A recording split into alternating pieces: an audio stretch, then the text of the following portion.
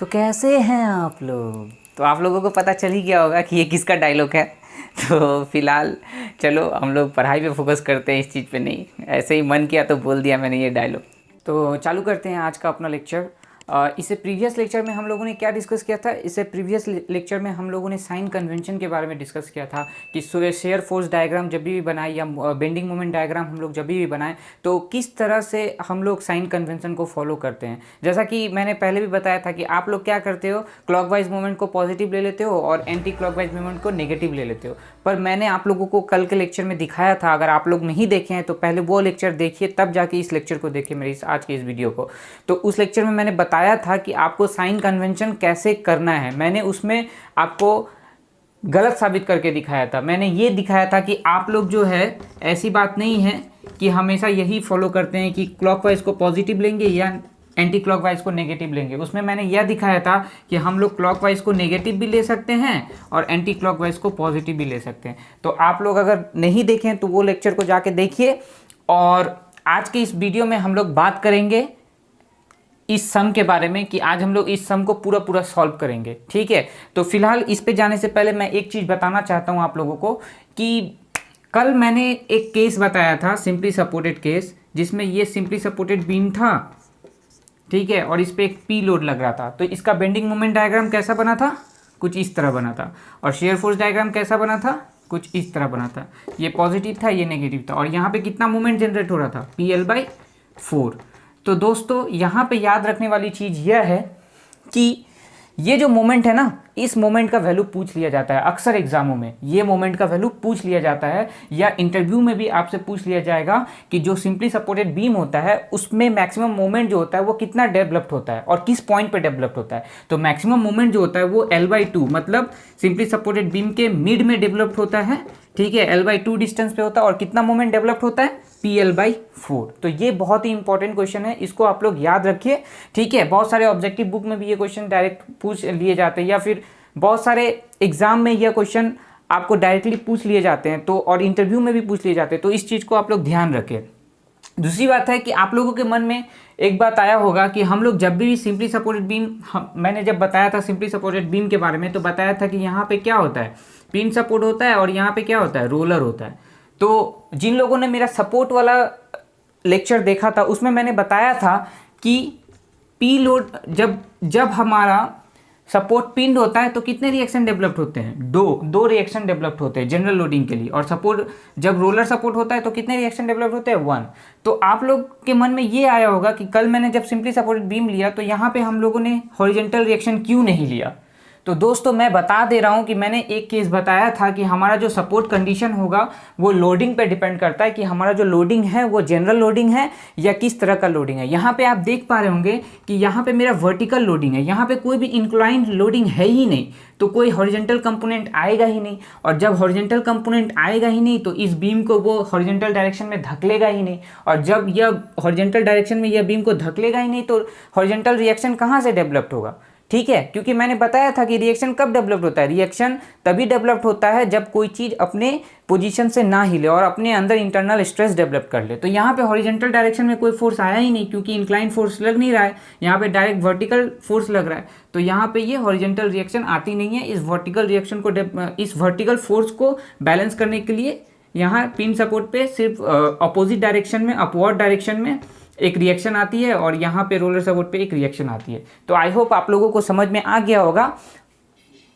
तो चलिए आज स्टार्ट करते हैं। आज हम लोग एक न्यूमेरिकल क्वेश्चंस को सॉल्व करेंगे, पूरे अच्छे तरीके से सॉल्व करेंगे कि कैसे हम लोग जो है रिएक्शन का वैल्यू फाइंड करते हैं, कैसे शेयर फोर्स डायग्राम बनाते हैं, कैसे बेंडिंग मोमेंट डायग्राम बनाते हैं। सारी चीज़ें हम लोगों को एक से एक चीज़ हम लोग अच्छे तरीके से सीखेंगे। दूसरी बात कि इससे पहले वीडियो में मैंने यहाँ पे क्या किया था, जो रिएक्शन डेवलप्ड होता है जिसको मैंने RA लिया था तो यहाँ पे डायरेक्ट उसका वैल्यू P/2 करके ले लिया था। आज हम लोग सीखेंगे कि रिएक्शन कैसे निकालते हैं। डायरेक्टली हम लोग नहीं लेंगे P/2, यहाँ पे हम लोग रिएक्शन को निकालेंगे कि कैसे ये वैल्यू RA कैसे निकलेगा या RB कैसे निकलेगा। तो चलिए स्टार्ट करते हैं। जैसा कि आप देख पा रहे होंगे कि मैंने इससे पिछले वाला सारा चीज़ मिटा दिया है। यहाँ पे आपको एक सवाल दिख रहा होगा कि ये कौन सा बीम है, ये सिंपली सपोर्टेड बीम है। अगर आप लोगों को नहीं समझ में आ रहा है मैंने क्या क्या वैल्यू लिया है तो मैं यहाँ पे नाम दे दे रहा हूँ, ये फर्स्ट पॉइंट जो है वो ए है। चलो इसे मैं फिर से ड्रॉ कर ले रहा हूँ ताकि आप लोगों को समझ में आ जाए।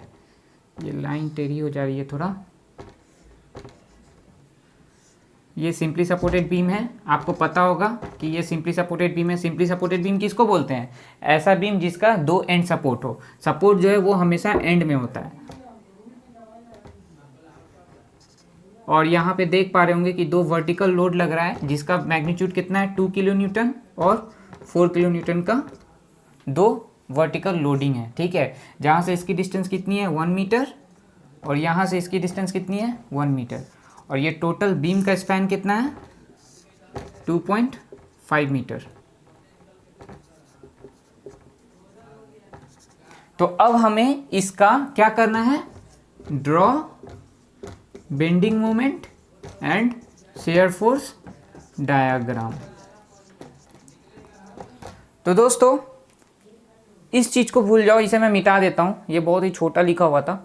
यहाँ पे आप देख पा रहे होंगे कि मेरा ये सिंपली सपोर्टेड बीम है जिसमें जो है दो लोड वर्टिकल लोड लग रहा है मेरा। ठीक है, एक 2 किलो न्यूटन का लग रहा है और एक 4 किलो न्यूटन का लग रहा है और बीम का टोटल स्पैन कितना है 2.5 मीटर है। तो हमें जो है इस बीम के अलोंग हर एक पॉइंट पे, ए पॉइंट पे, सी पॉइंट पे, डी पॉइंट पे और बी पॉइंट पे, हर एक पॉइंट पे हमें शेयर फोर्स डायग्राम का वैल्यू निकालना है और हर एक पॉइंट पे बेंडिंग मोमेंट डायग्राम बनाना है और बेंडिंग मोमेंट का वैल्यू निकालना है कि कितना कितना होगा। तो पहले स्टार्ट करते हैं। हमें सबसे पहले क्या करना है, आप लोग देख पा रहे होंगे कि यहाँ पे वर्टिकली डाउनवर्ड डायरेक्शन पे इस बीम पे क्या कर रहा है, दो लोड लग रहा है, एक 2 किलो न्यूटन का और एक 4 किलो न्यूटन का। तो बीम को क्या कर रहा है, ये जो लोड है दो डाउनवर्ड डायरेक्शन में जो लोड है वो बीम को धकेलने की कोशिश करेगा नीचे। इसके एवज में क्या करता है, बीम जो है एक सपोर्ट पे रिएक्शन डेवलप करता है। ए पे देखिए एक बीम ने रिएक्शन डेवलप करा और बी पे रिएक्शन डेवलप करा।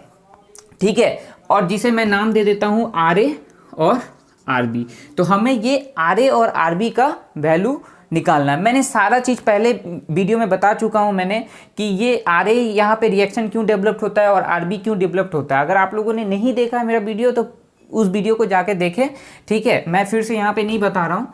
तो यहाँ पे ऑलरेडी मेरा रिएक्शन RA डेवलप्ड हो गया और RB डेवलप्ड हो गया। अब हमें क्या करना है, इस रिएक्शन का वैल्यू निकालना है। ठीक है, तो सबसे पहली बात आप देखिए कि इस बीम में टोटल डाउनवर्ड डायरेक्शन में कितने फोर्स है, दो फोर्स है, एक 2 किलो न्यूटन का है और एक 4 किलो न्यूटन मैग्नीट्यूड का फोर्स है। और यहाँ पे अपवर्ड डायरेक्शन में कितने फोर्स है बीम पे लग रहे हैं, RA लग रहे हैं और RB लग रहे हैं। तो आप ये बोल सकते हैं कि टोटल जो RA प्लस RB का वैल्यू होगा वो किसको बैलेंस कर रहा है, ये दो फोर्स को बैलेंस कर रहा है जिसका कितना कितना वैल्यू है 2 + 4। तो टोटल RA प्लस RB जो है वो कितने लोड को बैलेंस कर रहा है, ये टोटल 6 किलो न्यूटन फोर्स को बैलेंस कर रहा है, टोटल 6 किलो न्यूटन लोड को बैलेंस कर रहा है। ठीक है, तो मेरा ये एक इक्वेशन बन जाएगा। तो आपने देखा कि हमें क्या करना है, जब भी हमारा कोई प्रॉब्लम हो, अगर वो उस सम में हमें या तो सिंपली सपोर्टेड बीम दिया हो और उसमें ये कौन सा लोड है, पॉइंट लोड है। मैंने लोडिंग कंडीशन भी बताया था कितने तरह का लोड होता है, पॉइंट लोड होता है, UDL होता है, UVL होता है, इस तरह के लोड है। तो जब भी अगर कोई बीम में आपको शेयर फोर्स और बेंडिंग मोमेंट निकालने के लिए बोलेगा तो मेरा सबसे पहला काम क्या होगा, ये जो जितने भी बीम में डाउनवर्ड फोर्स लग रहे हैं और जितने भी अपवर्ड फोर्स लग रहे हैं सबका समेशन करना है। ठीक है, तो यहाँ पे आप देखिए कि मैंने क्या किया, जितने भी अपवर्ड फोर्स लग रहे हैं इस बीम में क्या था, एक रिएक्शन था RA और यहाँ पे RB एक रिएक्शन था जो कि अपवर्ड डायरेक्शन में लग रहा था। ठीक है, अब यहाँ पे बीम पे डाउनवर्ड डायरेक्शन में कौन सा फोर्स लग रहा है, 2 किलो न्यूटन और 4 किलो न्यूटन। तो इसका समेशन और अपवर्ड फोर्स का समेशन मैंने कर लिया। यहाँ पे RA plus RB equals to कर लिया 2 + 4। तो यहाँ पे मेरा पहला इक्वेशन मुझे मिल गया कि 6 किलो न्यूटन का। ठीक है, अब आ जाओ मोमेंट वाले कंसेप्ट पे। मैंने जब मोमेंट निकालने के लिए क्या बताया था कि आपको साइन कन्वेंशन देखना है। ठीक है, उसमें भी आपको क्या देखना है, हॉगिंग देखना है और सैगिंग देखना है। तो मुझे यहाँ पे फिक्स करना है। आप देखिए ये जो बीम है सिंपली सपोर्टेड, ये अगर डिफॉर्म करेगी तो किस तरह से डिफॉर्म करेगी, ये लगभग इस तरह से डिफॉर्म करेगी। ये सिंपली सपोर्टेड बीम है जिसपे दो लोड लग रहा है। ठीक है, यहाँ पे रिएक्शन है। अगर ये फेल करेगी या इसमें डिफॉर्मेशन आएगा तो कुछ ऐसा आएगा, इस तरह का डिफॉर्मेशन आएगा डेल्टा। ठीक है, तो आप देख पा रहे हैं कि ये कौन सा शेप, अगर डिफॉर्म करिए तो ये कौन सा शेप है, ये सैगिंग है कि हॉगिंग है। ऑब्वियसली मेरा क्या है, सैगिंग है। ठीक है, और सैगिंग के केस में हम लोग क्या लेते हैं मोमेंट, सैगिंग के केस में हम लोग मोमेंट क्या लेते हैं, पॉजिटिव लेते हैं। पर कौन सा मोमेंट पॉजिटिव लेते हैं? पहला वाला मोमेंट। अब पहला वाला मोमेंट क्या, आपको डिसाइड करना है कि आपको किस तरफ से चलना है, या तो राइट से चले या लेफ्ट से चले। तो मैं डिसाइड करता हूं कि मैं ए से चलूंगा। तो आप देख पा रहे हैं कि ए से जो मेरा जो अपवर्ड फोर्स है ए पे, वो कौन सा है, रिएक्शन है आर ए, ठीक है, ये अपवर्ड डायरेक्शन में। ये अगर घूमेगी किसी भी, मान लीजिए मैं सी के अलोंग मोमेंट निकालूंगा, तो ये जो रिएक्शन है आर ए, ये सी के अलोंग किस तरह से मूव करेगी, इस तरह से मूव करेगी, लगभग कुछ इस तरह से। और ये कौन सा डायरेक्शन में, ये हो गया क्लॉकवाइज डायरेक्शन। तो आपने फिक्स कर लिया कि मेरा जो क्लॉकवाइज मोमेंट होगा वो क्या होगा, पॉजिटिव होगा, क्योंकि यहाँ सैगिंग हो रहा था और यहाँ पे लोड पहला जो है मेरा किसी भी पॉइंट के अलोंग मूव करेगा तो वो क्लॉकवाइज डायरेक्शन में मूव करेगा। तो मैंने फिक्स कर लिया कि क्लॉकवाइज डायरेक्शन में जो मेरा मोमेंट आएगा पहला वो पॉजिटिव होगा, और एंटी क्लॉकवाइज डायरेक्शन में जो मोमेंट आएगा वो नेगेटिव होगा। ठीक है, तो आई होप दोस्तों आप लोगों को ये चीज़ समझ में आ गया होगा।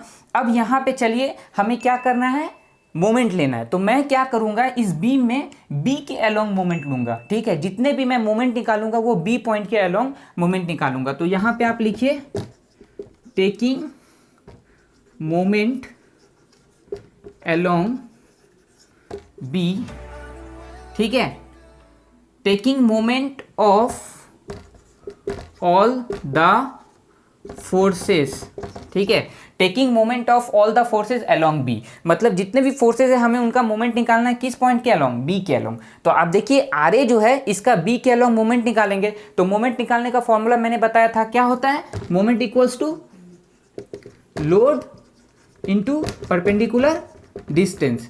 तो यहाँ पे आप देखिए कि मैंने पहले इस पॉइंट को लिया, ठीक है, और बी के अलोंग निकाल रहा हूँ। तो यहाँ पे आप देखिए मेरा कुछ ऐसा बनेगा, यहाँ पे आर ए है, ओके, और बी पॉइंट पे डिस्टेंस कितना हो गया टोटल 2.5 मीटर। ठीक है, तो मेरा रिएक्शन क्या हो गया, आर ए, मतलब लोड मेरा क्या हो गया आर ए, और टोटल डिस्टेंस परपेंडिकुलर डिस्टेंस कितना हो गया 2.5। और ये पॉजिटिव होगा कि नेगेटिव होगा, तो आप देख रहे हैं कि ये मूव करेगी इस पॉइंट के अलोंग कैसे, क्लॉकवाइज डायरेक्शन में, और क्लॉकवाइज डायरेक्शन मैंने पॉजिटिव लिया है। तो यहाँ पे आप ये कर लेंगे कि आर ए इंटू 2.5, पहला बात। दूसरी बात, अब ये फोर्स का तो मोमेंट मैंने बी के अलोंग निकाल लिया है, अब मुझे किसका मोमेंट निकालना है, इस फोर्स का मोमेंट निकालना है बी के अलोंग। तो अब देखिए ये 2 किलो न्यूटन का जो फोर्स है ये बी के अलोंग किस तरह से मूव करेगी, मैं अगर निकालूंगा तो मैं यहीं पे दिखाता हूँ आपको, मेरा इस तरह से सी पॉइंट पे 2 किलो न्यूटन का एक फोर्स लग रहा है। ये अगर मूव करेगी मोमेंट इस पॉइंट पे बी के अलोंग, तो ये कुछ इस तरह से करेगी, इस तरह से, मतलब मेरा मोमेंट ऐसे जाएगा, ठीक है। और ये कौन सा डायरेक्शन में है, एंटी क्लॉकवाइज, और एंटी क्लॉकवाइज डायरेक्शन में मैंने कौन सा मोमेंट लिया, नेगेटिव। तो आपको देखना है कि यहाँ पे नेगेटिव साइन दिया। अब फोर्स कितना है, 2 किलो न्यूटन का है, ठीक है, इनटू डिस्टेंस कितना हो गया यहाँ से, ये 1 मीटर, और यहाँ पे 0.5, तो टोटल डिस्टेंस मेरा कितना हो गया 1.5। आई होप दोस्तों आपको समझ में आ गया होगा। ठीक है, मुझे क्या करना है, इस सी पॉइंट के अलोंग मोमेंट लेना, इस सी पे जितने भी फोर्स लग रहे हैं उसका बी पॉइंट के अलोंग मोमेंट लेना है। मोमेंट का फॉर्मूला क्या होता है, लोड इनटू परपेंडिकुलर डिस्टेंस। तो मैं जिस पॉइंट से मोमेंट निकाल रहा हूँ, ठीक है, वहां से मुझे लोड देखना है और परपेंडिकुलर डिस्टेंस देखना है। तो यहाँ पे देखिए मेरा फोर्स कितना था 2 किलो न्यूटन, और सी से बी पे, मतलब सी बी का डिस्टेंस कितना हो गया 1 मीटर प्लस 0.5 मीटर, तो टोटल 1.5 मीटर डिस्टेंस हो गया, और लोड कितना था 2 किलो न्यूटन। अब बात आती है क्लॉकवाइज या एंटी क्लॉकवाइज की। तो ये जो सी पे जो लोड लग रहा है 2 किलो न्यूटन का, वो बी के अलोंग कैसे मूव करेगी, ऑब्वियसली यहाँ से मैं ऐसे निकालूंगा तो आप देखिए कि ये इस तरह से कुछ मूव करेगी। तो ये कौन सा डायरेक्शन में है, नेगेटिव डायरेक्शन, मतलब एंटी क्लॉकवाइज डायरेक्शन में, तो इसलिए मैंने यहाँ पे नेगेटिव साइन लिया। अब कौन सा फोर्स बचा, डी पे जो फोर्स है वो बचा। तो डी के अलोंग मैं क्या करूंगा, सेम करूंगा, फोर्स इनटू परपेंडिकुलर डिस्टेंस। तो यहाँ पे फोर्स कितना है, यहाँ पे फोर्स हो गया आपका 4, ठीक है, और परपेंडिकुलर डिस्टेंस कितना हो गया 1 मीटर। अब आप बताइए यहाँ पे साइन क्या होगा, पॉजिटिव होगा या नेगेटिव होगा। तो ऑब्वियसली ये जो लोड है ये बी के अलोंग कैसे मूव करेगा, कुछ इस तरह से मूव करेगा, ठीक है, ऐसे मूव करेगा। तो ऐसे मूव करेगा तो ये नेगेटिव आना चाहिए एंटी क्लॉकवाइज डायरेक्शन में, तो -4। अब देखिए ये आर बी का बी के अलोंग ऑलरेडी कितना है, फोर्स तो मुझे पता है आर बी है, ठीक है, पर परपेंडिकुलर डिस्टेंस क्या होगा, ये ऑलरेडी इस पॉइंट को कोलाइड कर दे रही है, तो परपेंडिकुलर डिस्टेंस मेरा कितना हो जाएगा 0। तो इस केस में मुझे आर बी, इस केस में जो मोमेंट होगा वो 0 होगा, जो कि मैंने नहीं लिया। टोटल फोर्सेस जो होगा, टोटल जो मोमेंट होगा वो क्या हो गया 0 हो गया। तो दोस्तों मैं यहाँ पे एक बात बताना चाहूँगा, आप लोगों को शायद समझ में नहीं आ रहा होगा कि मैंने यहाँ पे वर्टिकल फोर्सेस को टोटल मतलब बीम पे जितने भी अपवर्ड डायरेक्शन में फोर्स लग रहे हैं और डाउनवर्ड डायरेक्शन में फोर्स लग रहे हैं उसको क्यों इस तरह से लिया। तो दोस्तों मैंने बताया था कि इस संसार का जो भी बॉडी है वो क्या चाहती है कि फेल ना करे, ठीक है, और हमेशा चाहेगी कि इक्विलिब्रियम में मेंटेन करे। अगर उसमें डिफॉर्मेशन भी आती भी है तो वो क्या चाहेगी कि वो फिर से अपने पोजीशन पे आ जाए जिस पोजीशन पे थी। तो इसी को इक्विलिब्रियम में कहते हैं। तो ये बॉडी क्या करेगी, इक्विलिब्रियम में मेंटेन करना चाहेगी। तो मैंने आप लोगों को ये बात नहीं बताया कि अगर कोई भी बॉडी इक्विलिब्रियम में मेंटेन रहती है तो उसके लिए हमें क्या चाहिए, 3 रिएक्शन फॉलो करना पड़ता है, ठीक है। पहला होता है कि एफएक्स डायरेक्शन में जितने भी फोर्स लगेंगे वो 0 होगा, ठीक है। मतलब किसी बॉडी पे, मतलब अगर कोई बॉडी इक्विलिब्रियम कंडीशन में है तो उस पे जो है ये 3 कंडीशन वैलिड होगा, ठीक है। पहला क्या है, जिसे इक्विलिब्रियम इक्वेशन बोलते हैं। तो पहला इक्वेशन क्या है इक्विलिब्रियम का, कि जितने भी, अगर कोई मान लीजिए मैं एक बॉडी हूं, मेरे हॉरिजॉन्टल डायरेक्शन में जितने भी फोर्स है सबका समेशन क्या होगा, 0 होगा। तो यहाँ पे एफएक्स समेशन, इसको समेशन बोलते हैं, ठीक है। तो summation of F X equals to 0, ये मेरा पहला इक्वेशन है। किसके लिए, इक्विलिब्रियम कंडीशन के लिए। तो यहाँ पे क्या पता चल रहा है कि एफएस डायरेक्शन में जितने भी फोर्सेस लग रहे हैं किसी बॉडी पे, चाहे वो इधर से लगे या इधर से लगे, सबका समेशन क्या हो जाएगा, 0 हो जाएगा। दूसरा इक्वेशन क्या है, summation of F Y equals to 0, okay. मतलब वर्टिकल डायरेक्शन में कोई भी बॉडी है उसका जो है वर्टिकल डायरेक्शन में, चाहे वो अपवर्ड हो या डाउनवर्ड डायरेक्शन में, जो भी वर्टिकली फोर्स लग रहा है उस बॉडी पे, तो वो बॉडी क्या करेगी, मूव नहीं करना चाहेगी, इक्विलिब्रियम में मेंटेन रहना चाहेगी। तो उसमें क्या किया गया है कि उसमें एक इक्वेशन दिया गया कि जितने भी बॉडी पे जो भी वर्टिकल डायरेक्शन में फोर्सेस लग रहे हैं सबका समेशन क्या होगा, 0 होगा। तो ये इक्विलिब्रियम कंडीशन का दूसरा इक्वेशन हो गया। और तीसरा क्या होता है, summation of m equals to 0। मतलब जितने भी मोमेंट लग रहे हैं उस बॉडी पे, जो भी मोमेंट आ रहे हैं सबका समेशन क्या होगा, 0 के इक्वल होगा। तो ये 3 चीज जो है ना, कोई भी बॉडी जो इक्विलिब्रियम में मेंटेन रहने की कोशिश करती है, ये 3 इक्वेशन को जरूर फॉलो करेगी। तो मैं यहाँ पे ये चाह रहा हूँ, मैंने यहाँ पे एक सवाल लिया था जिसमें एक सिंपली सपोर्टेड बीम था, उस पर कुछ लोड लग रहा है। तो मैं हमेशा यही चाहूंगा कि मेरी जो बॉडी है या मैं जो बीम डिजाइन करूँ उसमें फेल ना हो, उसमें किसी भी तरह का फेलियर ना हो, और वो बॉडी क्या करे, इक्विलिब्रियम में मेंटेन रहे। तो इक्विलिब्रियम में मेंटेन रहेगी तो ऑब्वियसली ये 3 इक्वेशन को फॉलो करना होगा उसे। तो यहाँ पे आप देखिए कि fx इक्वल्स टू 0, तो यहाँ पे मैंने fx कुछ लिया ही नहीं, क्यों, क्योंकि इस बॉडी पे हॉरिजॉन्टल डायरेक्शन में कोई फोर्स लग ही नहीं रहा है, तो ये इक्वेशन तो मेरा वैलिड होगा ही नहीं, ठीक है, क्योंकि हॉरिजॉन्टल डायरेक्शन में कोई भी फोर्स नहीं है। आप देखिए सब वर्टिकल है, ठीक है। तो इस इक्वेशन को मैंने लिया ही नहीं। दूसरी बात है कि अब ये तो हुआ ही नहीं, तो इसको क्या किया मैंने, क्रॉस हो गया, ये मैंने वैलिड लिए, ये इस बीम के लिए ये इक्वेशन वैलिड नहीं होगा। अब बच गया क्या, summation of F Y equals to 0 और summation of M Z equals to 0। अब यहाँ पे देखिए एफ वाई मतलब क्या, वर्टिकल फोर्सेस। तो अब देखिए इस बीम पे वर्टिकल फोर्सेस लग रहे हैं, ऑब्वियसली लग रहे हैं, 2 किलो न्यूटन का फोर्स है, वो वर्टिकल है, ये भी वर्टिकल है, और ये भी रिएक्शन जो ये भी वर्टिकल है, ये भी वर्टिकल है, मगर क्या है, डायरेक्शन अलग अलग है। तो मैंने क्या किया, जो सेम डायरेक्शन वाले फोर्स थे उसको प्लस कर दिया और उसको इक्वल कर दिया किसके, जो सेम डायरेक्शन वाले फोर्स थे। तो यहाँ पे जो आर ए और आर बी थे वो अपवर्ड लग रहे हैं सेम डायरेक्शन में, तो इसे प्लस करके इक्वल कर दिया किसे, जितने भी बीम पे डाउनवर्ड फोर्स लग रहे हैं उसके इक्वल कर दिया। तो यहाँ पे आप देखिए R A plus R B equals to 6 kilo newton. तो ये किस इक्वेशन को फॉलो कर रहा है, summation of F Y equals to 0। अब आ जाइए यहाँ पे मैंने क्या लिया है, मोमेंट को लिया है। क्यों लिया है, क्योंकि इक्विलिब्रियम कंडीशन हमें मेंटेन रखनी है, तो समेशन ऑफ एम जेड करना पड़ेगा इक्वल्स टू 0। तो मैंने बी के अलोंग जितने भी फोर्सेज लग रहे थे सबका मोमेंट ले लिया, मोमेंट लेके इस इक्वेशन में कर दिया। देखिए आप देखिए जितने भी मोमेंट लग रहे हैं इस बीम पे इक्वल्स टू 0। तो आई होप आप लोगों को समझ में आ गया होगा कि मैंने ऐसा क्यों किया। वर्टिकल यहाँ पे R A plus R B 6 kilo newton क्यों किया, और यहाँ पे टोटल मोमेंट जो भी लग रहे हैं उसे ऐसा क्यों किया इक्वल्स टू 0। तो सब इक्विलिब्रियम कंडीशन को मेंटेन करने के लिए जो भी इक्वेशन है उसे फॉलो कर रहे हैं, ठीक है। अब चलिए हम लोग कैलकुलेट करते हैं, इसे मैं रब कर देता हूँ।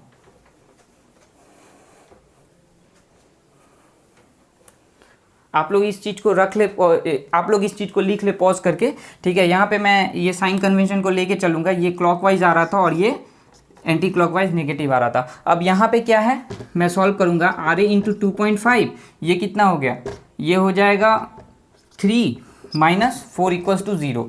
तो R A into 2.5 minus 7 equals to 0। तो R A equals into 2.5 equals to, ये 7 उधर चला जाएगा तो इक्वल्स टू 7, तो आर ए का वैल्यू कितना हो जाएगा 7/2.5। अब इसको सॉल्व कर लीजिए, कितना आ रहा है 7/2.5, तो 7 डिवाइडेड 2.5 तो 2.8 आ रहा है। तो आपको पता चल गया कि मेरा जो आर ए का वैल्यू है वो कितना आ रहा है 2.8। तो यहाँ पे मैं R A equals to 2.8 kilo newton लिख दे रहा हूँ। अब मुझे क्या निकालना है, आर बी निकालना है, ठीक है। तो आर ए तो मुझे निकल गया कि 2.8 किलो न्यूटन का रिएक्शन जो है वो अपवर्ड डायरेक्शन में इस बीम पे लग रहा है। अब मैं आर बी कैसे निकालूंगा, तो आप देखिए यहाँ पे दिया हुआ है कि R A plus R B equals to 6 kilo newton है। तो R A plus R B equals to 6 kilo newton. तो आर ए कितना था 2.8 plus R B equals to 6, तो आर बी इक्वल्स टू मैं यहाँ से निकालूंगा तो क्या होगा 6 माइनस 2.8, तो आर बी इक्वल्स टू कितना हो गया ये, अब देख लो 6 माइनस 2.8 3.2, ओके, तो 3.2 किलो न्यूटन। तो आप देख पा रहे होंगे कि आर बी भी मेरा वैल्यू निकल के आ गया 3.2 किलो न्यूटन। अब देख लीजिए, आप इसको जोड़ लीजिए, 2.8 और 3.2 जोड़ने पे कितना होगा, ऑब्वियसली 6 होगा, जो कि 4 + 2 6 के इक्वल है। तो इस तरह करके हम लोग आर ए और आर बी का वैल्यू निकालते हैं, जो कि हम लोग सिंपली सपोर्टेड बीम में देख पा रहे थे कि जो मेरा क्या था, ये लोड था, इस तरह से P लग रहा था, तो यहाँ पे जो रिएक्शन आ रही थी वो P/2 और P/2 आ रही थी। तो आप इस चीज़ को निकाल सकते हैं ऑब्वियसली, ठीक है। तो चलिए ठीक है, यहाँ पे तो आपको पता चल गया कि रिएक्शन का वैल्यू कितना है। एक आर ए जो है मेरा 2.8 आया, अब आर बी जो है 3.2 किलो न्यूटन आया। अब सबसे बड़ी बात कि हमें क्या करना है, हमें अब SFD डायग्राम को बनाना है। तो इसके लिए हमें क्या करना पड़ेगा, पहले शेयर फोर्स हर एक पॉइंट पे निकालना होगा, ए पे निकालना होगा, सी पे निकालना होगा, और फिर बेंडिंग मोमेंट डायग्राम निकालना है। तो उसके लिए मोमेंट हर एक पॉइंट पे निकालना होगा। तो चलिए स्टार्ट करते हैं कि कैसे हम लोग शेयर फोर्स और बेंडिंग मोमेंट डायग्राम बनाएंगे। तो आप लोग देख पा रहे होंगे यहाँ पे कि मैंने सारा चीज़ रब कर दिया और मैंने लिख लिया है हमारी आर ए की वैल्यू कितनी आई थी 2.8 और आर बी की वैल्यू कितनी आई थी 3.2। और सबसे ज़रूरी बात कि यहाँ पे मैंने जो मोमेंट आया था मेरा वो क्लॉकवाइज पॉजिटिव आया था और एंटी क्लॉकवाइज नेगेटिव आया था। तो मैंने सारा चीज़ लिख लिया यहाँ पे, ठीक है। अब हम लोग शेयर फोर्स को बनाएंगे, कैसे ड्रॉ करेंगे, हम लोग शेयर फोर्स को निकालेंगे। पर उससे पहली बात, कैसे हैं आप लोग यार ये डायलॉग बहुत फेमस हो रहा है आजकल, तो इसलिए मैंने ये बोल दिया, मन किया ऐसे ही। तो चलो पढ़ाई पे फोकस करते हैं, थोड़ी मोड़ी इंटरटेनमेंट होनी चाहिए। तो शेयर फोर्स के लिए मैंने पिछले लेक्चर में बताया था कि हमें क्या ध्यान रखना पड़ता है, हमें साइन कन्वेंशन पे जाना पड़ेगा। तो मैं यहाँ पे साइन कन्वेंशन ड्रॉ कर लेता हूँ कि मैंने जो मेरा प्रीवियस लेक्चर देखे हैं उनको पता है कि मैंने साइन कन्वेंशन शेयर फोर्स के बारे में बताया था किस तरह का होता है। हमें ये 2 साइन कन्वेंशन ध्यान में रखने हैं, ठीक है, शेयर फोर्स के लिए। इस केस में हम लोग क्या लेते हैं, पॉजिटिव लेते हैं, और इस केस में क्या लेते हैं, नेगेटिव लेते हैं, ठीक है। तो शेयर फोर्स डायग्राम में बनाने के लिए हमें सबसे बड़ी बात, पहली बात ये डायग्राम को ध्यान रखना है कि किस केस में हमारा पॉजिटिव होगा। अगर हमारा फोर्स अपवर्ड है और एक तरफ डाउनवर्ड है तो इस केस में पॉजिटिव होगा, और अगर एक तरफ डाउनवर्ड है, इस तरफ लेफ्ट साइड में डाउनवर्ड है और राइट साइड में अपवर्ड है हमारा फोर्स, तो नेगेटिव साइन कन्वेंशन लेंगे हम लोग शेयर फोर्स के लिए। और दूसरी बात, शेयर फोर्स हम लोग कैसे निकालेंगे, हमारे जितने भी जो ट्रांसवर्स फोर्स लग रहे हैं हमारे बीम के ऊपर, ट्रांसवर्स फोर्स क्या होता है, ऐसा फोर्स जो परपेंडिकुलर हो हमारे बीम के ऊपर, ठीक है, मतलब 90 डिग्री पे हो। तो जितने भी जो ट्रांसफर्स लोड लग रहे हैं हमारे बीम के ऊपर, सबका समेशन करना है। अब आपको ये ध्यान देना है कि वो अपवर्ड है या डाउनवर्ड है, तो उस हिसाब से हमें उसका समेशन करना है प्लस माइनस लेके। तो आप यहाँ पे देखिए कि हम लोग ए से स्टार्ट किए थे, ठीक है, क्योंकि मोमेंट भी हम लोग इधर ही से लिए थे इस पॉइंट के अलोंग, तो हम लोग ए के अलोंग लेते हैं, ठीक है। तो ए पे आप देखिए कि हमारा जो रिएक्शन फोर्स है वो किस डायरेक्शन में लग रहा है, अपवर्ड फोर्स है, ऊपर की तरफ लग रहा है। और यहाँ पे जो मैं इसको नाम दे देता हूँ C और D, ओके। और यहाँ पे जो हमारा पहला 2 किलो न्यूटन का फोर्स जो लग रहा है, जो लोड लग रहा है बीम पे, वो किस डायरेक्शन में, डाउनवर्ड डायरेक्शन में। तो आप देख पा रहे हैं हमारा रिएक्शन फोर्स अपवर्ड है और जो लोड है 2 किलो न्यूटन का वो डाउनवर्ड है। तो किस डायग्राम को वो रिप्रेजेंट कर रहा है, अगर हम लोग इसको देखें तो देखिए एक तरफ अपवर्ड है लेफ्ट साइड में और राइट साइड में डाउनवर्ड है। तो आपने फिक्स कर लिया कि ये पहला वाला लोड के लिए हमारा शेयर फोर्स डायग्राम क्या होगा, पॉजिटिव होगा। तो आपने देख लिया है कि यहाँ पे जो मेरा पहला रिएक्शन फोर्स है जो अपवर्ड डायरेक्शन में, इसको पॉजिटिव लेना है, ठीक है। अब बाकी जितने भी फोर्सेस होंगे इसके अलावा डाउनवर्ड डायरेक्शन में, उसको नेगेटिव लेंगे। तो आप लोगों को ये बात समझ में आनी चाहिए। तो हम लोगों ने यहाँ पे अपवर्ड फोर्स पॉजिटिव और डाउनवर्ड फोर्स नेगेटिव लिया। कैसे लिया, हमें क्या करना है, इन दो डायग्राम को ध्यान में रखना है। आप लोग देख पा रहे होंगे कि यहाँ पे जो रिएक्शन लग रही है ए पॉइंट पे, वो किस डायरेक्शन में, अपवर्ड डायरेक्शन में, और जो पहला लोड है हमारा 2 किलोन्यूटन का सी पे जो एक्ट कर रहा है वो किस डायरेक्शन में, डाउनवर्ड डायरेक्शन में। तो कौन सा फिगर को रिप्रेजेंट कर रहा है, इस वाले को। देखिए लेफ्ट वाला पोर्सन जो है वो अपवर्ड डायरेक्शन में है और राइट वाला जो लोड है वो डाउनवर्ड डायरेक्शन में, तो ऑब्वियसली पॉजिटिव होगा। तो इस केस में हमें क्या ध्यान रखना है, हमारा जो पहला फोर्स होगा ना, हमारा जो पहला फोर्स होगा उसको ध्यान में रखना है कि हमारा जो पहला फोर्स होगा वो पॉजिटिव होगा। तो आप देखिए हमारा जो पहला फोर्स है ए पे जो लग रहा है वो क्या है, अपवर्ड डायरेक्शन में, तो उसको हमें पॉजिटिव लेना है। ओके, तो मैंने यहाँ पे देख लिया कि मेरा जो अपवर्ड फोर्स है वो क्या है, पॉजिटिव। बाकी जितने भी फोर्सेज आएंगे जो इसके ऑपोजिट डायरेक्शन में होंगे, मतलब डाउनवर्ड डायरेक्शन में होंगे, वो नेगेटिव लेना है। तो आई होप आप लोगों को ये चीज़ समझ में आ गया होगा कि हम लोग शेयर फोर्स में कैसे जो रिएक्शन फोर्स होते हैं या जितने भी फोर्सेज जो ट्रांसवर्स डायरेक्शन में लग रहे हैं उनको क्या करते हैं, कैसे हम लोग पॉजिटिव और नेगेटिव लेते हैं। ठीक है, और अब सबसे बड़ी बात कि हम लोग को क्या करना है, शेयर फोर्स निकालना है। तो शेयर फोर्स एट ए, तो आप देखिए कि आपका जो ए पे कितना किलोन्यूटन का लोड लग रहा है, 2.8 किलोन्यूटन का। तो ए पे जो हमारा फोर्स होगा वो 2.8 किलोन्यूटन का होगा। शेयर फोर्स में हम लोग क्या करते हैं, जितने भी जो ट्रांसवर्स फोर्स होते हैं जो बीम पे लगते हैं, या जितने भी जो फोर्सेस लग रहे हैं बीम पे, उसको हमें निकालना पड़ता है हर एक पॉइंट के अलोंग। तो ए पे देखिए यही फोर्स लग रहा है, जो रिएक्शन फोर्स है वो 2 किलोन्यूटन का है। अब ये किस डायरेक्शन में, अपवर्ड डायरेक्शन में, तो अपवर्ड डायरेक्शन में मेरा लोड क्या आएगा, पॉजिटिव आएगा, इसलिए मैंने इसे प्लस 2.8 किलोन्यूटन लिखा। अब आ जाइए सी पे, तो सी पे जो है एफ सी, मतलब शेयर फोर्स एट सी। इसी तरह हम लोग लिखेंगे, जिस पॉइंट पे लेंगे डी पे लेंगे तो एफ डी लिखेंगे। ओके, तो यहाँ पे देखिए एफ सी पे क्या आ जाएगा। अब देखिए एफ सी पे जो है हमारा ए के अलोंग कितना शेयर फोर्स था, प्लस 2.8। ओके, अब सी पे जैसे ही पहुंचे तो वहां पे तो एक और लोड आ रहा है हमारा 2 किलोन्यूटन का, वो किस डायरेक्शन में, डाउनवर्ड डायरेक्शन में, और डाउनवर्ड डायरेक्शन में हमारा फोर्स क्या होगा, नेगेटिव होगा। तो यहाँ पे हमें क्या करना है, 2 किलोन्यूटन को माइनस करना है। तो अब देखिए, अब इस सी पॉइंट पे हमारा टोटल फोर्स कितना आ जाएगा, 0.8 किलोन्यूटन। ओके, तो आपको पता चल गया कि सी पॉइंट तक, अप टू सी पॉइंट तक हमारा शेयर फोर्स कितना है, 0.8 किलोन्यूटन। अब आ जाइए डी पे, तो एफ डी हमें कैसे निकालना है, 0.8 किलोन्यूटन। ठीक है, इस सी पॉइंट से अप टू डी पॉइंट तक हमारा क्या होगा, 0.8 किलोन्यूटन का शेयर फोर्स रहेगा। और जैसे ही हम डी पे आएंगे तो आप देख पा रहे हैं कि 4 किलोन्यूटन का हमारा क्या है, एक फोर्स लग रहा है जो डाउनवर्ड डायरेक्शन में, और डाउनवर्ड डायरेक्शन में हमारा फोर्स क्या है, नेगेटिव। तो यहाँ पे मुझे माइनस करना है 4 किलोन्यूटन। ओके, तो ये माइनस करेंगे तो ये कितना आ जाएगा, 3.2 किलोन्यूटन, प्लस में कि माइनस में, माइनस में। ओके, अब आ जाइए एफ बी पे, तो एफ बी पे क्या होगा, मेरा अप टू डी पॉइंट तक कितना था, माइनस 3.2 किलोन्यूटन का फोर्स था। ठीक है, और बी पे फिर से मेरा क्या आ रहा है, अपवर्ड डायरेक्शन में रिएक्शन फोर्स आ रहा है, और अपवर्ड डायरेक्शन में हमें कौन सा फोर्स लेना है, पॉजिटिव लेना है, तो प्लस 3.2 किलोन्यूटन। तो ये क्या आ जाएगा, 0। तो इस तरह आपने देखा कि F A, F C, F D, F B जितने भी फोर्स लग रहे थे इस बीम पे, उसे मैंने किस तरह कैलकुलेट किया, हर एक पॉइंट पे इस तरह समेशन किया सबका। सिर्फ आपको ये ध्यान रखना है कि हमारा जो फोर्सेज है वो अपवर्ड है या डाउनवर्ड डायरेक्शन में, और हम लोगों ने वो साइन कन्वेंशन के हिसाब से फिक्स किया था कि हमारा जो अपवर्ड फोर्स होगा वो पॉजिटिव होगा और डाउनवर्ड फोर्स जो होगा वो नेगेटिव होगा। तो इस तरह करके आप शेयर फोर्स निकाल सकते हैं। आई होप आप लोगों को समझ में आ गया होगा। अब हमें इसका क्या करना है, डायग्राम बनाना है। तो यहाँ पे मैंने जितने भी मेरा शेयर फोर्स था उन सब का वैल्यू निकाल लिया। आप देखिए ए पॉइंट पे, बी पॉइंट, सी पे, डी पे और बी पॉइंट पे जितने भी मेरा शेयर फोर्स का वैल्यू था इस तरह करके मैंने निकाल लिया। ए पॉइंट पे कितना निकला, 2.8 किलोन्यूटन, सी पे कितना निकला, 0.8, डी पे कितना निकला, -3.2, और बी पे कितना निकला, 0। तो अब मुझे क्या करना है, इन सब शेयर फोर्स को क्या करना है, मुझे डायग्राम में रिप्रेजेंट करना है कि इस बीम के अलोंग शेयर फोर्स का किस तरह से वेरिएशन हो रहा है। तो अब देखिए मैं एक लाइन ले रहा हूँ, मान लीजिए मेरा ये बीम का ओरिजिनल लाइन था ए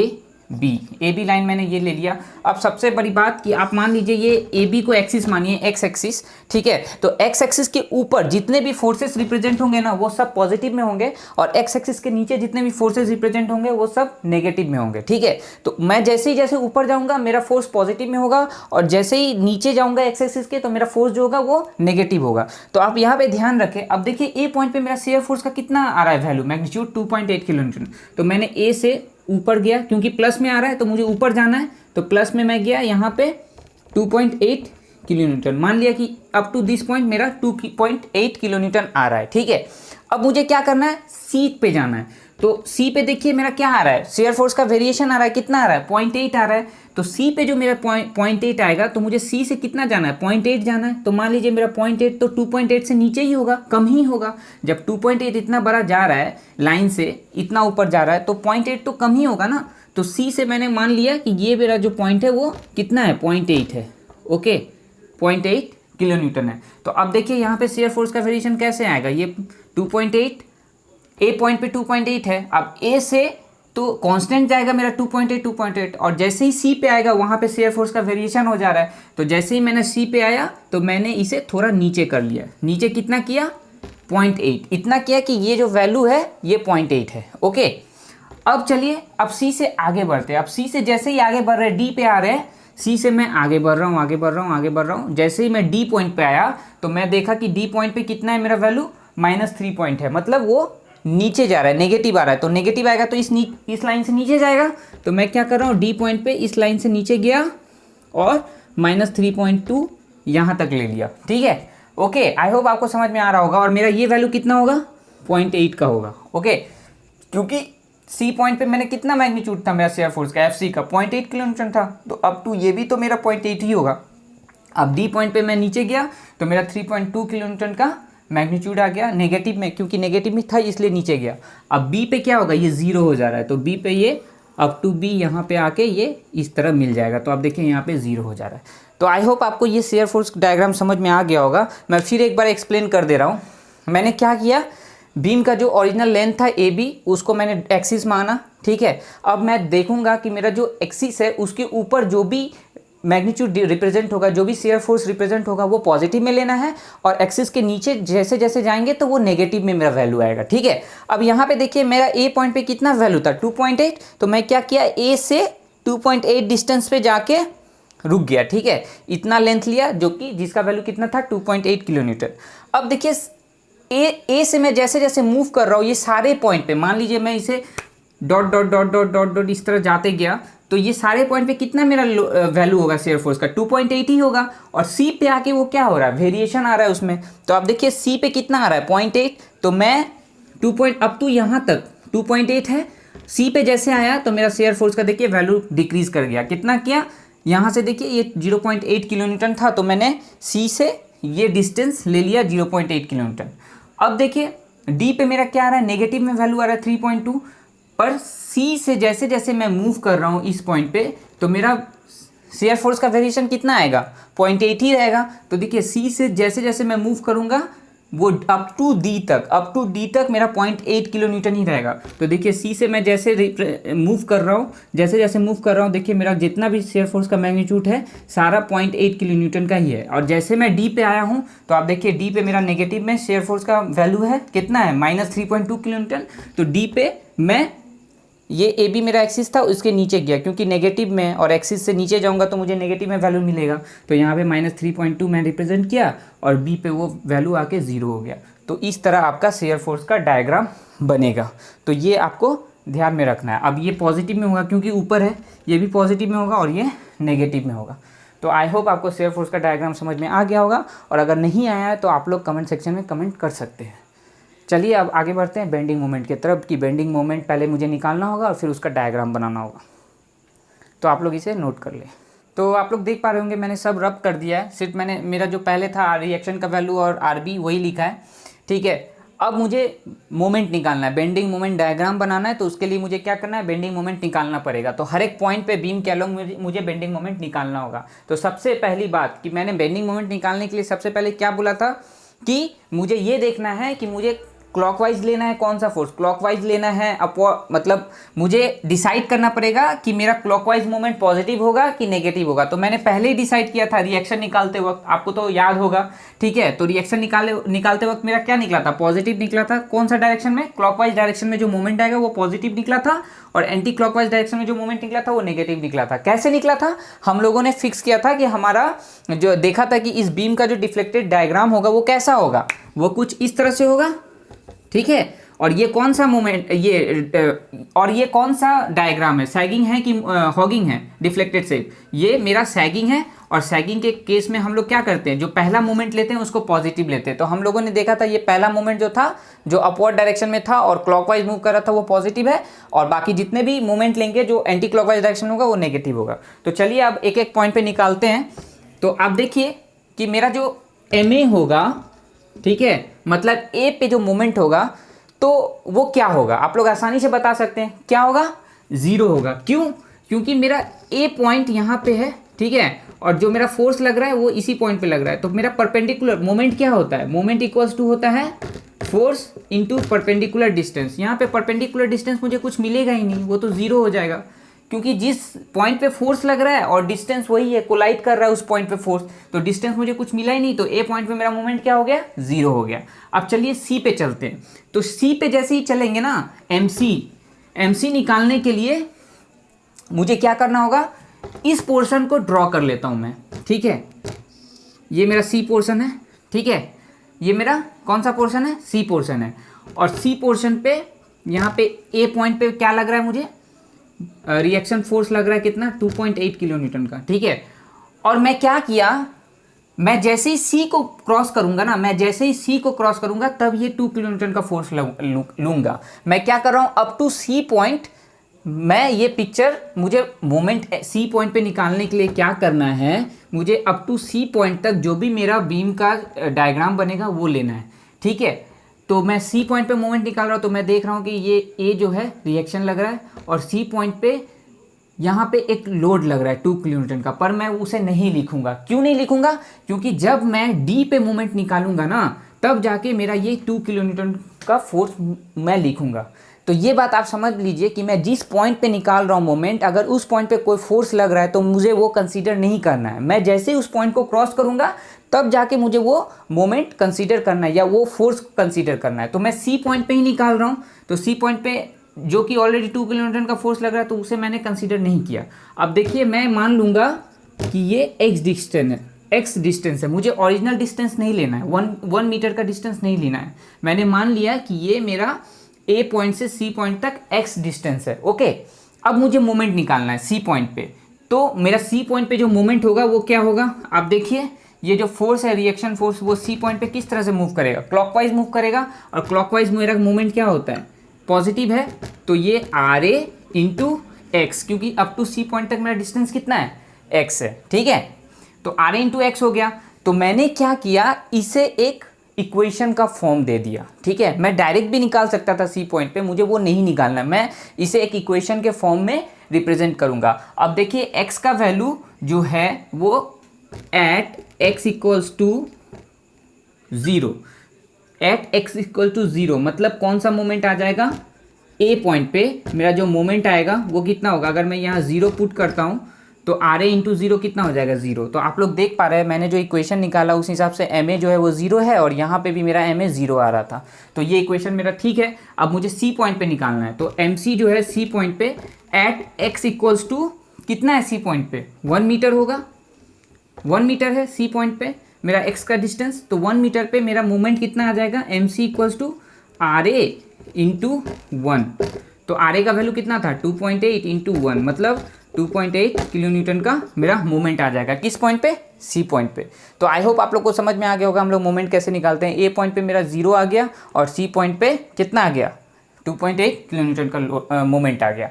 अब चलिए हम लोग डी पे चलते हैं। तो डी पे चलने के लिए इसी तरह मुझे क्या करना है, एक डायग्राम बना लेना है। यहाँ पे देखिए, ए पॉइंट पे मेरा कितना रिएक्शन फोर्स था, 2.8 किलो न्यूटन का, ठीक है, और सी पे यहाँ पे ऑलरेडी मेरा एक 2 किलो न्यूटन का लोड लग रहा है। अब डी पॉइंट पे मैं क्या करूँगा, इस लोड को कंसीडर नहीं करूँगा, क्योंकि मुझे डी पे मूवमेंट निकालना है। अब जैसे मैं डी से मूव करूँगा तो मुझे फिर इस पॉइंट पे जो भी फोर्स लग रहा है उसे कंसीडर करना है। तो आप मान लीजिए डी यहाँ से ये अप टू डी तक आप मान लीजिए कितना डिस्टेंस है, एक्स डिस्टेंस है, ओके। तो इस पॉइंट पे कितना हो जाएगा, आप देखिए यहाँ से कितना है, 1 मीटर है, मेरा टोटल कितना है, एक्स है, और ये 1 मीटर है, तो ये वाला डिस्टेंस कितना हो जाएगा, x माइनस 1, ठीक है। टोटल डिस्टेंस मेरा x है, और यहाँ से ये C पॉइंट तक मेरा डिस्टेंस कितना है, 1 मीटर है, तो ये CD डिस्टेंस कितना हो जाएगा x-1, ठीक है। अब मुझे क्या करना है, D पॉइंट पे मोमेंट निकालना है, तो मुझे फिर से इक्वेशन क्या करना पड़ेगा, जनरेट करना पड़ेगा। तो मैं बेंडिंग मोमेंट का इक्वेशन क्या बनेगा, अब बताइए बेंडिंग मोमेंट इक्वेशन क्या बनेगा। जो RA है, D पॉइंट पे मैं मोमेंट निकाल रहा हूँ, तो RA इंटू D पॉइंट तक यहाँ से ये डिस्टेंस कितना है, x, ठीक है। आई होप आप लोगों को समझ में आ रही होगी बात। मेरा D पॉइंट पे मेरा मोमेंट का इक्वेशन क्या होता है, मोमेंट इक्वल्स टू क्या होता है, फोर्स इंटू परपेंडिकुलर डिस्टेंस। तो मैं देख रहा हूँ कि यहाँ से मेरा जो फोर्स है वो कितना है 2.8 किलोमीटर, और अप टू D पॉइंट तक मेरा डिस्टेंस कितना है, x है। ये समझ में आ गया। और मेरा कौन सा फोर्स था, क्लॉकवाइज डायरेक्शन में था, तो इसलिए मैंने क्लॉकवाइज डायरेक्शन पॉजिटिव था, इसलिए इसे मैंने पॉजिटिव लिखा, ठीक है। अब आ जाओ इस फोर्स पे, क्योंकि D पे मैं निकाल रहा हूँ तो मैं C को क्रॉस करके D तक पहुंचूंगा। तो D पॉइंट पे ये जो C पॉइंट पे जो लोड लग रहा है 2 किलोमीटर का, उसके लिए भी मुझे क्या करना पड़ेगा, मोमेंट निकालना पड़ेगा। तो अब आ जाओ इस पे, तो C पॉइंट के लिए जो मोमेंट मैं D पॉइंट के अलोंग निकालूंगा, तो ये आप बताओ यहाँ पे कि ये जो 2 किलोमीटर का फोर्स है, ये 2 इंटू परपेंडिकुलर डिस्टेंस कितना है इसका, x-1, ठीक है, अप टू D पे। पर ये देखना है कि ये जो है D के अलोंग किस डायरेक्शन में मूव करेगी, क्लॉकवाइज डायरेक्शन में मूव करेगी कि एंटी क्लॉकवाइज डायरेक्शन में मूव करेगी। अब देखिए ये फोर्स जो है इस तरह से मूव करेगी D के अलोंग, इस तरह से मूव करेगी, तो ये कौन सा हो गया, एंटी क्लॉकवाइज। एंटी क्लॉकवाइज मैंने नेगेटिव लिया था, इसलिए यहाँ पे नेगेटिव ले लिया। अब मैंने जनरल इक्वेशन बेंडिंग मोमेंट के लिए रिप्रेजेंट कर लिया है। अब मैं हर एक पॉइंट पे निकालूंगा। अब आ जाओ, मैंने C पे निकाल लिया था, फिर से मैं C पे निकालूंगा। तो एट C मेरा x इक्वल्स टू कितना है, x इक्वल्स टू आप देखिए मेरा कितना है, 1 है, ठीक है। x का वैल्यू कितना है, 1 है। तो यहाँ पे x का वैल्यू पुट कर दूंगा 1, तो MC इक्वल्स टू कितना हो जाएगा, RA into 1 minus 2 into 1 minus 1, ये 0 हो जाएगा। तो RA इक्वल्स टू कितना था, 2.8 इंटू 1, और ये तो 0 हो गया, 2 इंटू 0 0। तो टोटल देखिए आप 2.8 किलोमीटर। यहाँ पे भी MC का वैल्यू मेरा कितना निकला है, 2.8। तो अब मुझे D पे मोमेंट निकालना होगा। यहाँ पे C पे मैंने निकाल लिया, कितना आया था, 2.8 किलोमीटर। तो मैं जनरल इक्वेशन रहने देता हूँ। और सबसे बड़ी बात, मैं जनरल इक्वेशन क्यों बना रहा हूँ मोमेंट निकालने के लिए, मैं यहाँ पे डायरेक्ट भी निकाल सकता था। अगर इसके बाद बहुत सारे केसेस आएंगे जो कि UDL से रिलेटेड होंगे या UVL से रिलेटेड होंगे, तो आप अगर जनरल इक्वेशन मोमेंट के लिए नहीं बनाएंगे ना, तो आगे चल के आपको प्रॉब्लम हो सकती है, वो एग्जैक्ट वैल्यू नहीं आएगा, ठीक है। तो अगर हम लोग जनरल इक्वेशन बना लेते हैं तो उससे क्या होता है, हमारा वैल्यू एग्जैक्ट आता है, ठीक है, और हमें गड़बड़ी भी नहीं होती है। आप डायरेक्टली भी निकाल सकते हैं, ठीक है, पर जनरल इक्वेशन बनाएंगे तो मैं ये चीज़ लास्ट में बनाऊंगा। एक्चुअली क्या होता है, जनरल इक्वेशन बनाने का फ़ायदा मेरा ये होता है कि हमारा जो कर्व होगा ना, वो कैसा होगा वो डिसाइड होगा। क्योंकि हमारा कर्व कभी क्या होता है, स्ट्रेट लाइन होता है, ठीक है, कभी क्या होता है, क्यूबिकल होता है, या कभी फिर पैराबोलिक होता है। तो ये चीज़ जो है ना, कैसे डिसाइड होता है कि किस पोर्शन के लिए पैराबोलिक होगा। कभी कभी ऐसा केस भी होगा कि आधे के लिए स्ट्रेट लाइन आ रहा है और आधे के लिए पैराबोलिक आ रहा है। तो ये जो है ना, वो जनरल इक्वेशन बनाने के बाद ही हमें पता चलता है, ठीक है, कि मेरा स्ट्रेट लाइन होगा कि क्या होगा। अब देखिए यहाँ पे मैंने पहले केस में क्या लिया था, RA इंटू एक्स लिया था A पे। तो अब देखिए A से मैंने यहाँ पे A से C के अलोंग जितने भी मोमेंट निकाले, सब x का पावर क्या था, 1 था, ठीक है। तो 1 था तो x का पावर 1 है, मतलब क्या होता है, वो स्ट्रेट लाइन का इक्वेशन होता है ना, y equals to mx plus c। अब जैसे ही x स्क्वायर आ जाएगा कहीं पे, तो वो क्या हो जाएगा, पैराबोला का इक्वेशन होता है, क्योंकि y स्क्वायर इक्वल्स टू क्या होता है, 4ax। तो यहाँ पे देख पा रहे हैं कि वो पैराबोलिक का इक्वेशन होता है, ठीक है। जैसे ही एक्स स्क्वायर आएगा तो वो पैराबोलिक का इक्वेशन आता है। तो यहाँ पे आप देख पा रहे हैं कि मेरा कुछ किसी भी इक्वेशन में मैंने फिर इस पार्ट के लिए भी मोमेंट का जनरल इक्वेशन निकाला, तो यहाँ पे देखिए पैराबोलिक नहीं है, क्योंकि एक्स का पावर 1 है, यहाँ भी एक्स का पावर 1 है। तो जनरल इक्वेशन निकालने से क्या होता है, नॉर्मली बेंडिंग मोमेंट का डायग्राम का शेप आपको पता चल जाता है कि वो किस शेप का होगा। तो यहाँ पे मेरा स्ट्रेट था, यहाँ पे भी स्ट्रेट लाइन था। तो चलिए मैं डी पे मोमेंट निकाल लेता हूँ फटाफट। मेरा जनरल इक्वेशन ये था अप टू डी के लिए। अब डी पे मेरा देखिए यहाँ पे कितना है डी के लिए वैल्यू 1 प्लस 0.5, तो at x equals to 1.5 M D कितना हो जाएगा, यहाँ पे लिख लीजिए आप at x equals to 1.5 okay, M D equals to कितना हो जाएगा, आर ए का वैल्यू कितना था 2.8 इंटू 1.5 माइनस 2 इंटू यहाँ पे 1.5 माइनस 1। आप इसे कैलकुलेट कर लो, आप इसे कैलकुलेट कर लो, मैं भी कैलकुलेट कर लेता हूँ।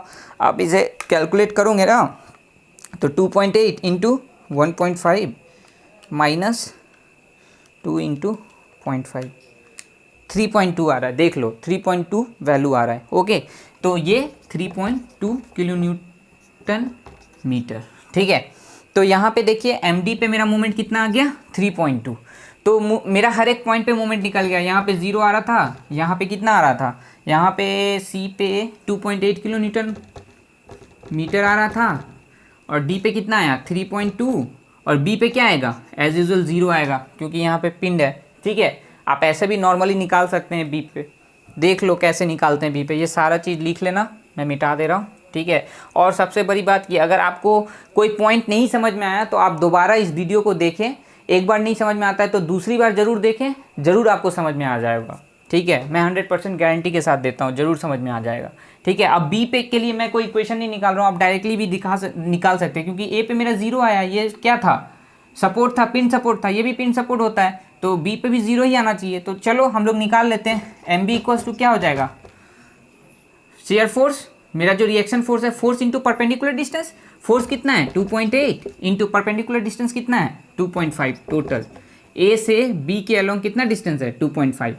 अब चलो B पे पहुंचा हूं तो मैं ऑब्वियसली C को क्रॉस किया होऊंगा, इस तरफ से जा रहा हूं तो C के लिए भी मोमेंट निकाल रहा हूं, और ये क्या आएगा मेरा पॉजिटिव आएगा कि नेगेटिव, ये किस डायरेक्शन में है, देखिए B के अलोंग किस डायरेक्शन में, क्लॉकवाइज डायरेक्शन में, तो पॉजिटिव। ओके, अब ये फोर्स C के लिए निकाल लो, C से B का डिस्टेंस कितना है 1.5, 1 प्लस 0.5 1.5।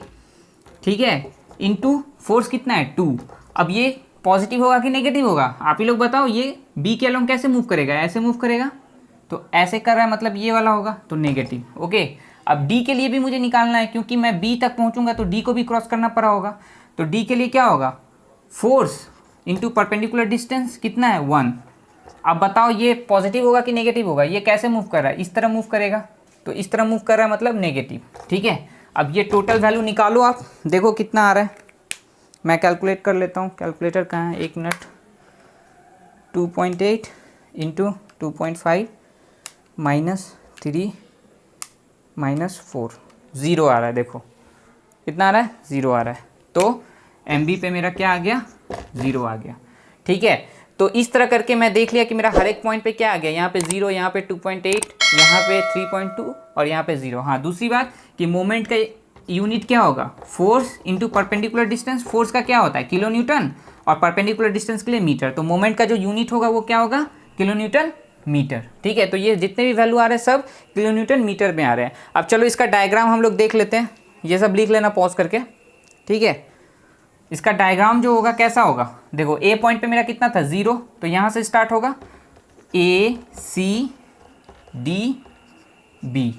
A पॉइंट पे 0 था, C पे कितना था 2.8, C पे कितना था मैंने मोमेंट लिखा नहीं, C पे MC मेरा जो आया था वो कितना था 2.8 ये किलो न्यूटन मीटर, और MD कितना आया था 3.2 किलो न्यूटन मीटर, और MB कितना आया था 0।